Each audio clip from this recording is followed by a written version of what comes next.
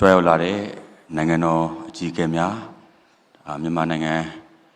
ရုပ်ရှင်လောကသားများအားလုံးလည်းကျွန်တော်စီမင်းထက်ကနေဂါရဝပြုပါတယ်ခင်ဗျာကျွန်တော်အခုရတဲ့ဆိုကဒါကျွန်တော်တို့တနိုင်ငံလုံးမှာရှိတဲ့စီပင်ဝန်ထမ်းတွေကိုကိုးစားပြုပါတယ်ခင်ဗျာကျွန်တော်တို့လည်းအမြဲတမ်းအမှတ်တရဖြစ်နေမဲ့စုပါပြီးတော့ဒါထုတ်လုပ်ရေးပေါ့နော်ဒီကာကိုထုတ်လုပ်ပေးတယ်ဒါ Unity ရွှေ Production ကိုလည်းကျေးဇူးအများကြီးတင်ပါတယ်နောက်ဒီကာကိုဖန်တီးတဲ့ဒါရိုက်တာကျွန်တော်ရဲ့ဆရာကိုနေပိုင်အာစရီကိုလည်းကျေးဇူးအများကြီးတင်ပါတယ်နောက်ဇညွန်းကိုလွမ်းဝေအောင်နောက် DOB ကိုသားကျော်ပြီးတော့ကျွန်တော်တို့တစ်ဖွဲ့လုံးပေါ့နော်အဲ့လိုအရန်ပြင်မတ်နဲ့လုပ်ကြတယ်ကျွန်တော်တို့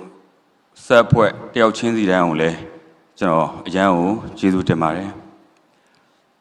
ကျွန်တော်လည်းအားကြမခံပြောပါဦးမယ်